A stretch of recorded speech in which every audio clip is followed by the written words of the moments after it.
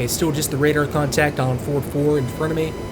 And at this point, I'm just sort of flying instead of referencing the radar. I'm just sort of keeping, glancing up there and keeping their position in sight as I go in formation. I'm just going to do like a looser, not necessarily 2 mile, but I think I'm at about 3 or 4 right now, looser trail formation on these guys as I need to start looking at other stuff. Okay, 29, that's either MiG-29 or Su-27. Same location as we're expecting. F-15 contact, that would be one of the Chevys on CAT. There was a north and south cap. Okay, there's Dodge 2, that's F-15Es. Okay, so same basic picture as we saw on the last mission as I got, this is Texas Lake coming up right below us, about 6 miles out. Just step 2.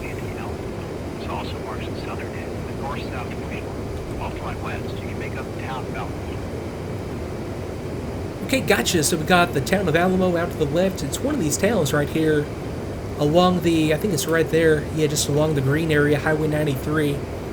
So yeah, north-south push line. So just sort of picture a line running, well, north and south, and this is where you would have flights out here holding, and then once you get the clearance to go in, it would just be like a code word given over a radio call. Then everybody would push. So north-south push line is just where everybody pushes into the area from. As I see these guys making a left-hand turn.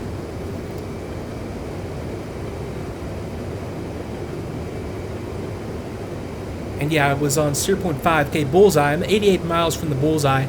So let me go ahead and step it up to steer point 6. Okay, 14 miles. And that's going to be left-hand turn. Yeah, this is going to be Student Gap, yeah, right out here in front of us, and that's where I'll make the left-hand turn once I get, yeah, once things start to progress. Student Gap right up here.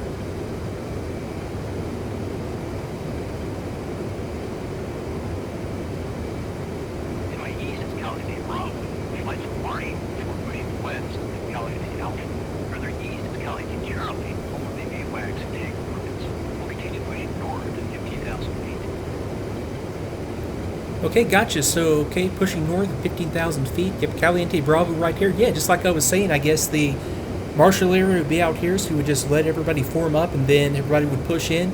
AWACS and tanker tracks out here over Caliente Charlie, further out to the east. Okay, so we are over. Okay, we've got about 6 miles to steer point 6, so we're right about here. And it's going to be a left-hand turn out to steer point 7. I'll go ahead and select that. Okay, 34 miles, or 35 miles to steer point 7. And looking out there, okay, we've got Bald Peak right there with Groom Lake just beyond it.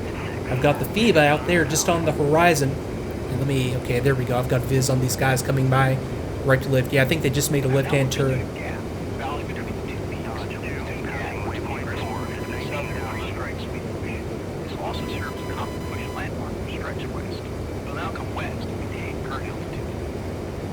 Okay, gotcha. So maintaining 15,000 feet over Student Gap, coming west. I'll just maintain the throttle. I'll push it up just a tad. I had it pulled in just to maintain spacing. I'll push it up to 96% or so. Just full power without afterburner. And okay, I'll roll out right there. Okay, still got contact with them out there. Friendly radar contact out there off to my left. That would be, I presume, yeah, Chevy 2. That would be the Chevy 2 cap.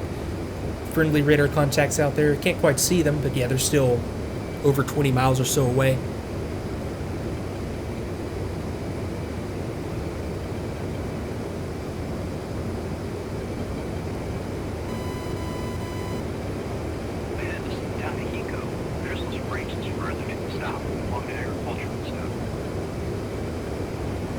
Okay, very cool. Yeah, right below us, Hiko and Crystal Springs. Down there to the south. And then Highway 93 just takes a left out there and goes up to Rachel, Nevada, those farms and that town that we were at on the last mission. Comes up over this peak. So we've got Groom Lake right out there on the horizon. Bald Peak. Mount Irish right here. Coyote Peak right here. And then, yeah, we can see Rachel come into view, and the FIBA is starting to become clear out there in the distance as well. Okay, so RWR picture is shaping up. CS, another SA-10 type of radar, and 29. So either Sukhoi 27s or MiG-29s. Yeah, still as expected on the RWR picture. F-15s to my left and right. That'll be Chevy 2 and Chevy 1 caps. And closing on these guys again. So let me go ahead and pull the throttle in and just maintain. Yeah, right about here. I'm probably about 1.5 miles, 2 miles at this point. And yeah, 14, yeah, got a little bit low. I was going for 15,000, but yeah, I'm just not going to worry that closely about it.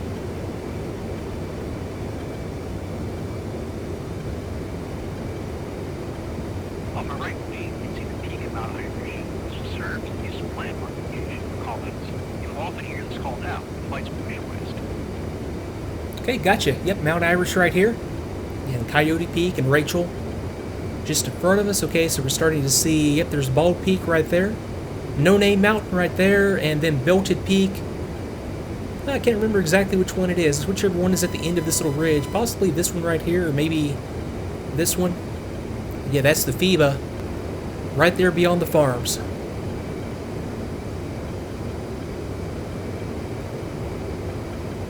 the south of the container, this is strictly a but being ahead of us, Bald Mountain, starting us in here at 7,000 waypoints, better look right here east of the FIBA. Okay, gotcha. Yeah, there's Bald Mountain right there. Yeah, you can see why, just from the textures there. And that'd be Groom Lake right there. And yeah, I'll just follow these guys on down to 7,000 feet. I'll pull the throttle in just a touch so I don't overtake.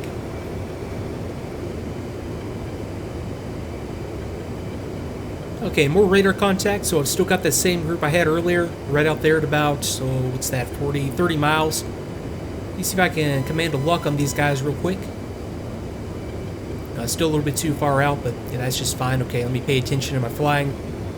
Okay, I'll push the throttles back up. If these guys have leveled out. We're starting to level out and going for 7,000 feet here as we approach No Name. And really, the container is out there about two or 3 miles to our left. Peak ahead of us is called No Name. It's just east of the mountain range that marks the FIBA.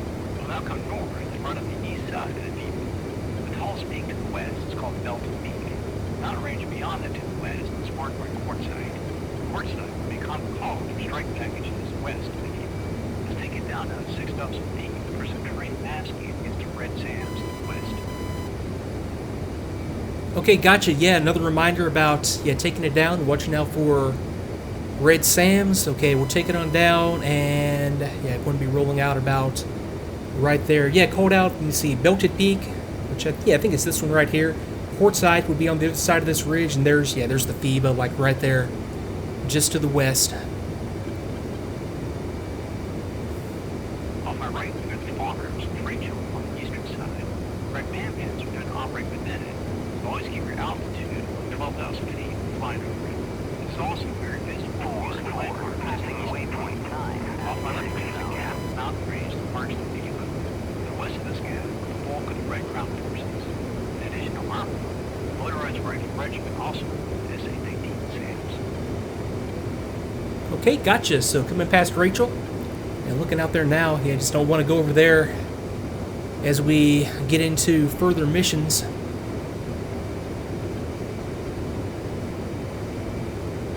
We're now approaching the north end of the FIBA gap, Reveille Peak off to the west. Reveille Peak also marks the north point of known red ground forces. Next mountain range west of Reveille Peak to the northeast is Kaywood Peak. When you duck its leaves, serial bunker applications to cover egress and strike loads. Okay, very cool. Yeah, I think that would be just beyond this ridge. I think this one peeking in out there on the horizon is Reveille Peak, and then Kiewicz. Out here, I'll have to find that one again on the map. That one for some reason isn't ringing a bell with me. The F-2 was an RWR contact. I think the only other type of aircraft I was expecting was tornadoes, so I believe that's what that is. Because I have completely lost contact with these guys, haven't I? I've still got radar contact. They're out there just in front of me, to the left. We've now reached the north end of the FIBA. West side of the point is where the airplane went out. We'll come east and climb back up to 15,000 feet. Okay, so coming east. Okay, there we go. They must have just been right down here below my nose. There, I've got them up the nose. Okay, so yeah, looking out there over the FIBA, and then Bear Paw Flats will be just over this little ridge right here, just this side of Reveille Peak. Okay, so let me bring it on around, and I'll follow these guys on up, and we're going to climb again right here. Okay, I'm on steer point 11 now. It auto-stepped, so I must be on the right path here. Okay, I roll it out right there, about 0.076 or 0.78 or so. No radar contact. I've lost these guys again, but that's not the worst thing in the world unless I just fly into them here, which I don't believe I'm going to do. Coming up on Worthington Peak. So, let's see here. Let me bring my map up. Okay, steer point 10, steer point 11. Okay, here's the peak we're flying over right now.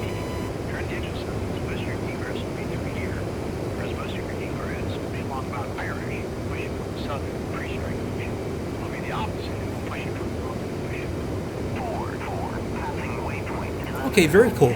Gotcha. So let's see. Getting my bearings again. Okay, Rachel back there to the right. Got two back there. I can't see two right now. Is he off my left or right side? Oh, well, he's there. I just can't really pick him up. Okay, so let me see if I can find this flight I'm supposed to be following around again. Now, it was climb up here to steer point 11, then right-hand turn past steer point 12 and 13, and then establish cap on 13 and 14.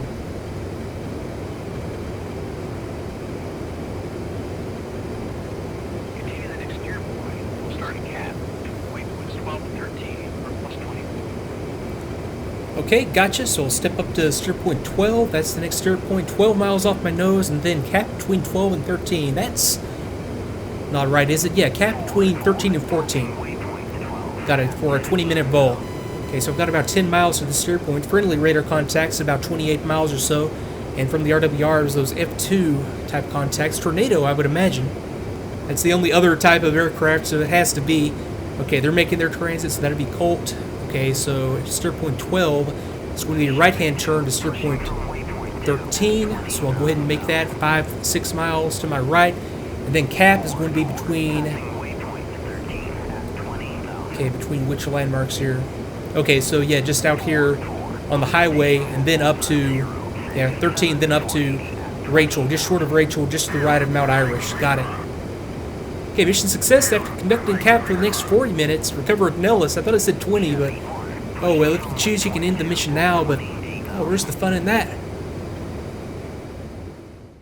And now just to add some commentary after the fact, the orientation portion of the mission ends here, and we go straight into this 20-minute cap. Now, nothing is going to come east on me over the 20 minutes that I stay on station, so if you're only here looking for an engagement, feel free to skip ahead, I guess, to mission number 3. There's plenty of that to go around, that's for sure, once things start. But I'm going to continue on here on station and have a look at the enemy forces, have a look and get more familiar with the terrain. It's really the time that I took here that set me up to be able to execute the next mission. Otherwise, I don't think it would have gone well at all. So let's go ahead and pick things back up. Okay, so coming around to steer point 13, 3 miles, I'll step on up to, yeah, I'll overfly this steer point just so I get a good fix for where it is. Okay, so I can just use this ridge down here as a visual marker of the steer point, and then out there towards Rachel, so it should just be a right-hand turn right out here, just to this little ridge, and that'll be my cap. Okay, so half mile, I'm over steer point 13. Let me step up to steer point 14, 18 miles, 2 minutes, right-hand turn. Okay, BB RWR, yeah, same RWR picture, except maybe slightly more stuff than last time. I think there are slightly more ground radar contacts out there, same systems that I had last mission. Okay, I'll roll it out on about 262. 264.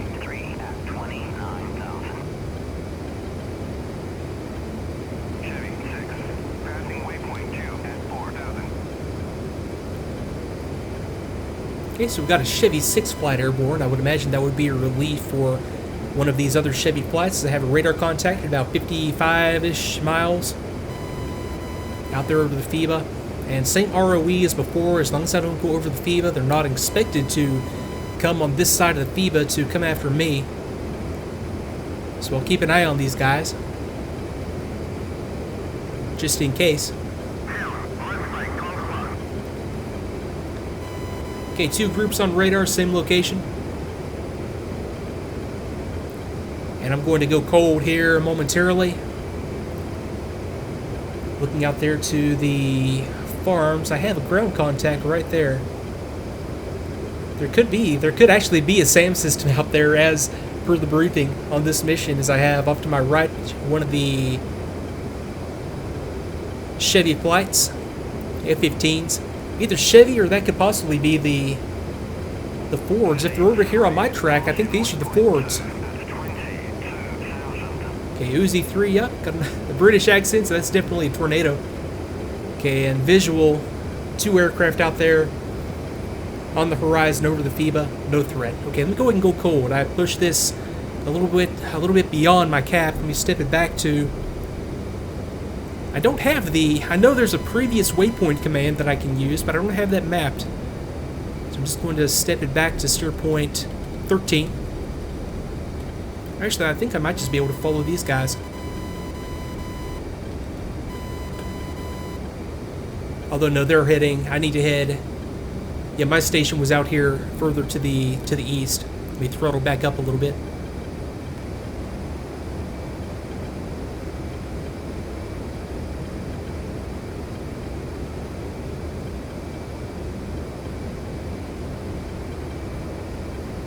Okay, and at this point I have visual on some aircraft passing north to south out there off my nose, probably Uzi 2. And I have no other visual contacts or radar contacts at this point. 17 miles to 13, then I'll turn hot again onto steer point 14.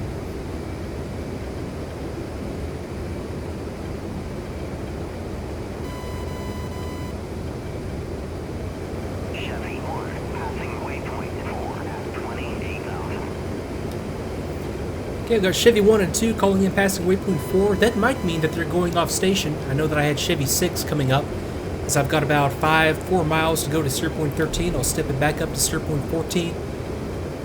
And same RWR picture as before. No radar contacts in front of me, and I'm about to come around and go hot again. And I'll turn left this time so that 2 has a better chance of not flying into me. Okay, so let's go on around, and 16 miles. Straight 180 from here back out to the cap. As I'm at about 27,000 feet. Just again, I don't want to go above 28 to get into the contrails and give away my position to anything that doesn't already know I'm here, just from my radar emissions.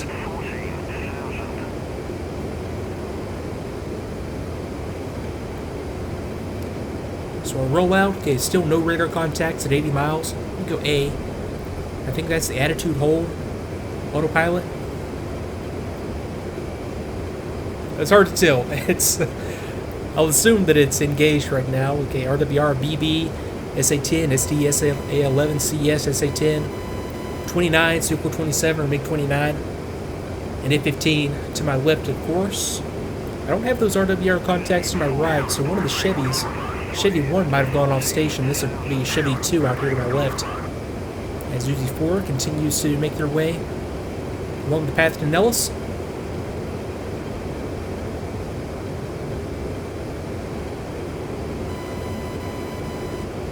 And a 29 pop up in a different location, a little bit further to the south than before, so something might be up.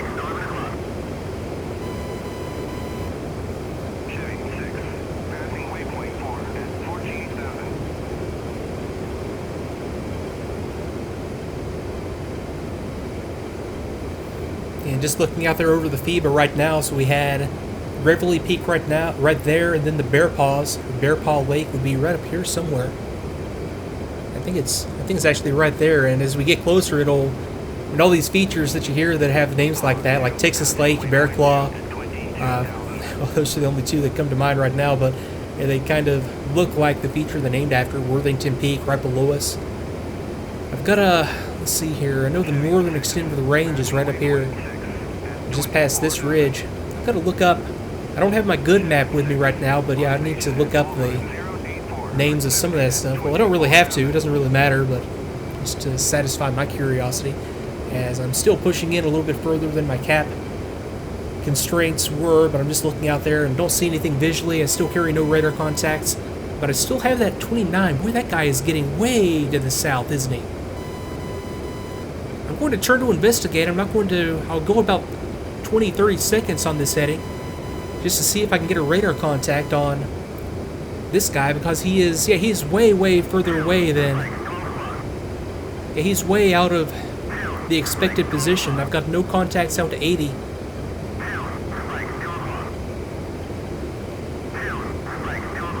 I'll look at a slightly higher altitude. Yeah, I'm still carrying no contacts on radar out there. I don't know, I'm curious to see the TACVIEW. I'll have it up here, of course, wherever it occurs to me to put that, but I'm curious to see what this guy is doing. He could be recovering at Groom Lake. In fact, I guarantee that's what's happening. This guy is RTB. He's going to recover at Groom Lake. I'm going to come off cold before I hit the Rachel Farms and step back up on steer point 13.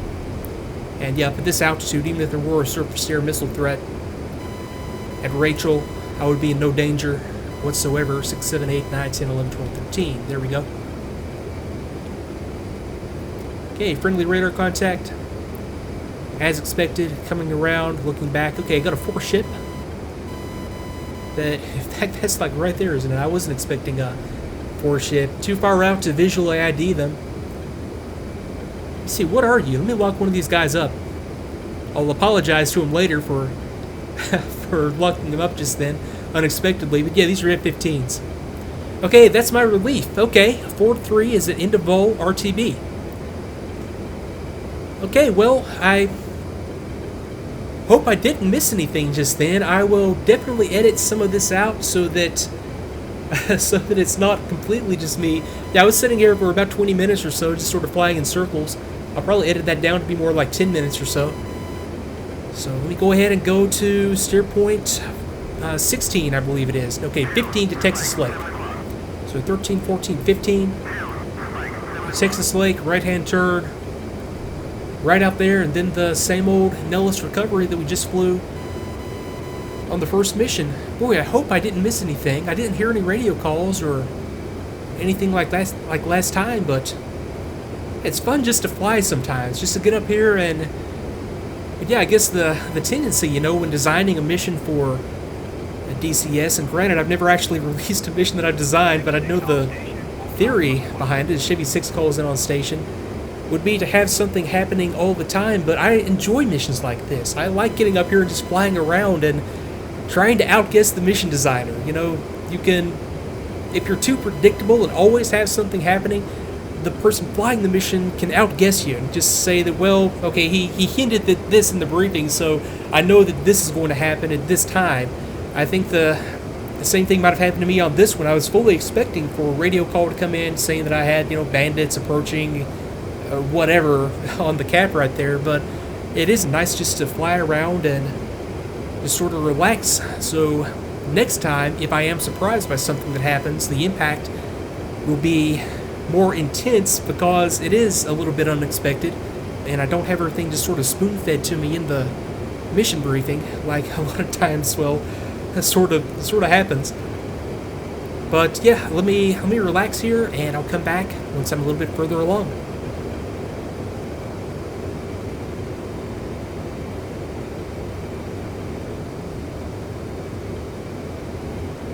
Okay, right-hand turn over Texas Lake, or the Delmar Dry Lake, and I can even see the road. I've driven about as far as Hico and the Crystal Springs area up here, but yeah, I'm sort of realizing now that there's a road that actually goes down to the Dry Lake. That might be just something interesting to check out if I'm ever back in the area and bored. It'd be about an hour drive from Vegas and Nellis to get up here. But yeah, sometimes, especially out west, yeah, long drives like that are worth the trouble.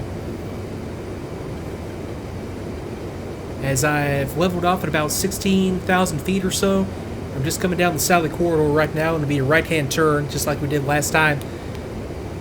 So yeah, like I was saying at the beginning, I'll pace myself so that I would like to actually fly Mission 3 after this, so I'm going to pace myself so that I have some voice left for the next mission and the debrief, so I'll be right back.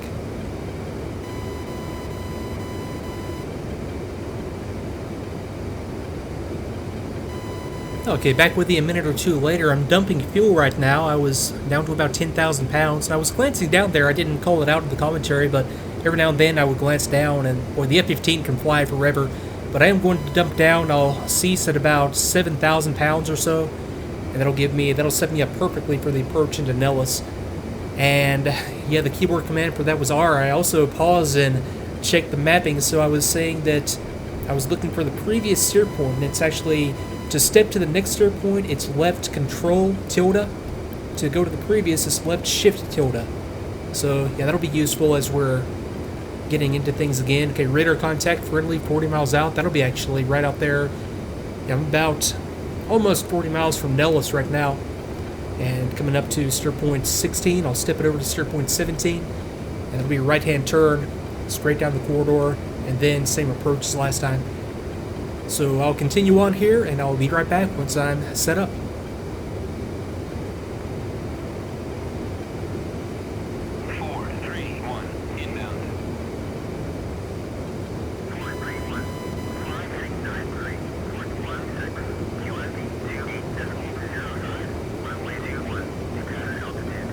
Okay, gotcha. 093 for 16, QFE 28.05. That seems low to me for some reason, but I'm sure it's legit. Whenever something does seem odd, on further research, or if I ever think something might be a little bit wrong with the way something is modeled, usually on further research, it turns out to be working as expected.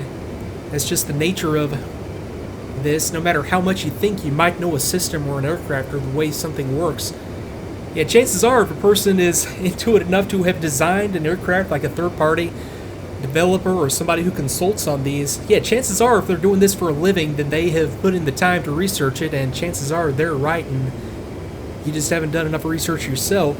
So yeah, that's why I hope I don't ever sound critical of anything that goes on here. As I have an aircraft out there on approach. Is that? It's hard to tell. Very, very light aircraft. Could actually be tornadoes on approach. As I'm coming down through, okay, I'll go ahead and kick the speed brake out. Fuel state 6300. Yeah, that worked out perfectly. And it'll just be a right-hand turn right here just before I hit the highway. And two, let me see here. Let me go ahead and go F11. Flight. Go to RTB.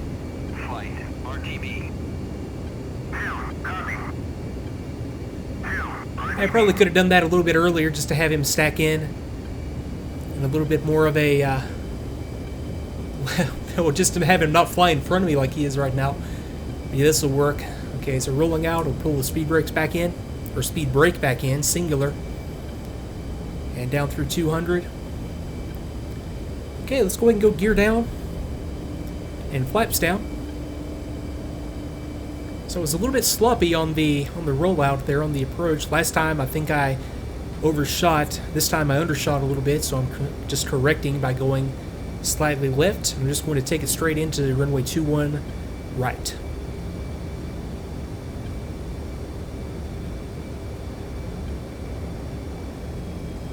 Okay, and just as before, I have these two aircraft coming below me that, yeah, I know from last time that I can just sort of disregard.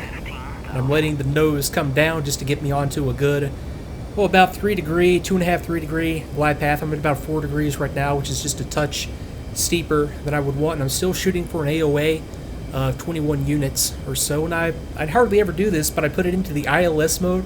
So now, even though I think I only have ILS on the left-hand runway, at least this will give me like up and down for a glide slope. Not necessarily, I don't think it's going to give me left and right. Yeah, there we go. I'm just going to follow the indicator on up. I'm not going to chase it to the left since it's telling me since it has me lined up on the wrong runway if I do that. But yeah, this is going to work out nicely, in fact.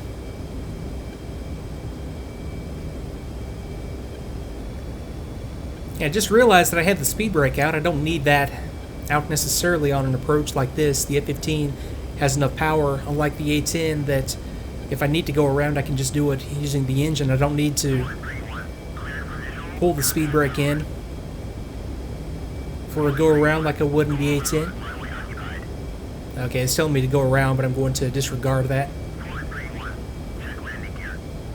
Good idea. It's been a while since I actually did glance down there. Okay, let me pull the throttle in. Let me go ahead and I think I might have come in a little steep. That's okay. Okay, that bounced it a little bit. That's fine. Okay, speed brake out now. Let me go ahead and put the nose up and aero brake. I'll rudder over to the left a little bit to maintain alignment. Being a little bit more aggressive on the aero brake this time. I think I'm going for more like 13, well I was until the nose started to come down. Going for more like 13 degrees on the aero braking. Okay, nose is coming down. And now, yeah, that worked out a lot better. I think last time, yeah, the trick was just that I wasn't aggressive enough and I didn't have the nose high enough on the aero brake. So that's why I rolled it out to the end right then. And I'm actually a lot lighter this time around. That had a lot to do with it, as I have a tornado taxiing in to my right. And boy, I am pulling like all kinds of to the left or to the right on this taxi for some reason. But that's okay. It still went a lot better than it did. Let me pull the speed brake back in. Go flaps up. And I'm going to take it over to the right and pull into the red flag ramp. And yeah, like I mentioned last time, it would be a left-hand turn out to the golf revetments or the Lola, the little other Lola out there.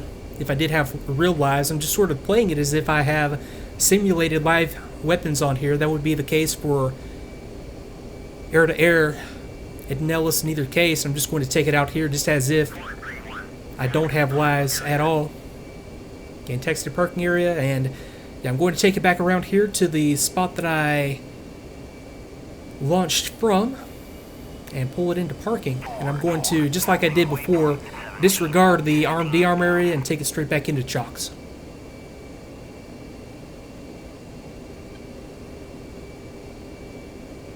Okay, looking out there in the distance, we have the C-17 on the ramp up there on the, I forget what you call that pad, but yeah, that's where a lot of heavy aircraft, you'll see the E3 is parked there a lot of the time during these. And at this point, I'll take over the commentary after the fact as I pull it back up into chocks and just sort of close this video out. Since there was no engagement, there's really nothing to go over as far as the debrief using TACVIEW. The only things that I really took away from this were the importance of knowing the surroundings, knowing the landmarks, and this is more of a takeaway looking back on this mission with the benefit of already having flown Mission 3. We're going to get a lot of radio calls from other flights calling out their location in relation to these landmarks that we just went over in this mission. So this is one that, looking back, I would actually, if I didn't feel comfortable after completing Mission 2, I would fly this again a couple of times until I have more of the routing and more of the landmarks down before moving into Mission 3, and I suspect Mission 4. It just, to me at least, added a lot to the experience. And let me see, just other things to take away from this. I was kind of happy that I was able to, just based on that RWR picture, be able to recognize that that MiG was returning to Groom Lake. I knew something was out of the ordinary, and that was nice to see that on TACVIEW. Everything else, I think, went perfectly, so I'm going to wrap this one up here and move straight on into Mission 3 and cover the briefing. So thanks again, and I'll see you next time.